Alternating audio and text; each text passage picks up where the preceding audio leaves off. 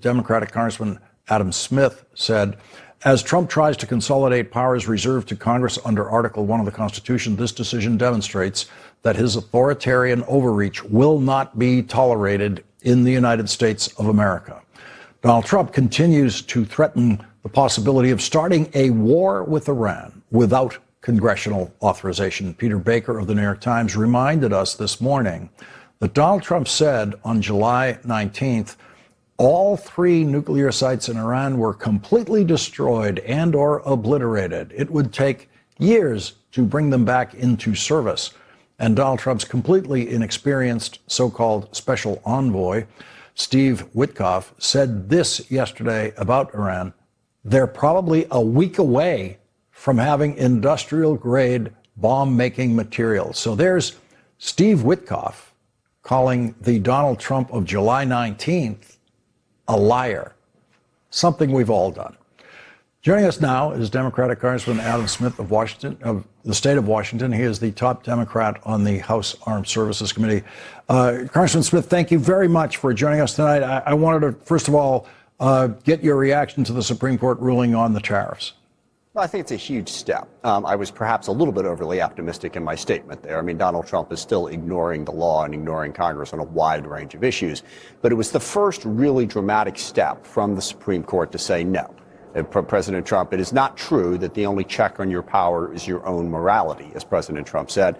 The law and the Constitution still apply. And that's helpful, but there are so many other areas that he needs to be reined back in.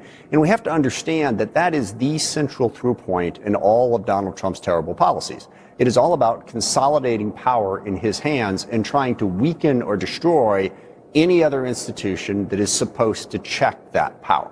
So the Supreme Court helps, but now we have an even bigger test. Going to war with Iran. Clearly something that Congress should have to approve. President Trump hasn't even said anything about making, well, he hasn't said anything about making his case to the American people, much less to Congress. So we have to keep on him on this one as well, because there's nothing more important that a president does than go to war, and he ought to have to follow the law before he does. Should he be revealing his thinking on Iran in the State of the Union address?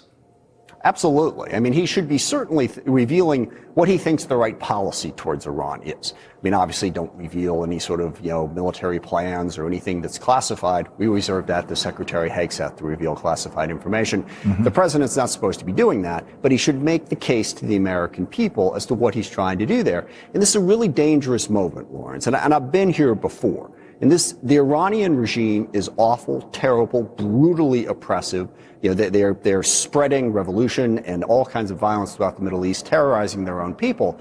But the same could be said of Saddam Hussein and Muammar Gaddafi and the Taliban.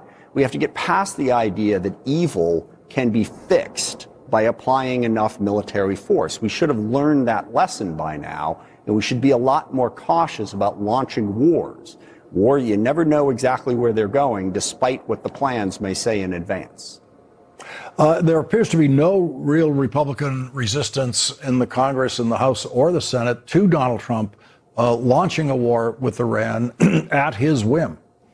Yeah, and that's very, very few Republicans are speaking. The few that are, like Lindsey Graham, are just, begging for another Middle East conflict and apparently another endless war. But it is truly shocking that there are so many Republicans that are utterly and completely silent on this point as we get ready to go to war. I mean, we've had, as I mentioned, a number of these discussions over the course of the last 25 or 30 years.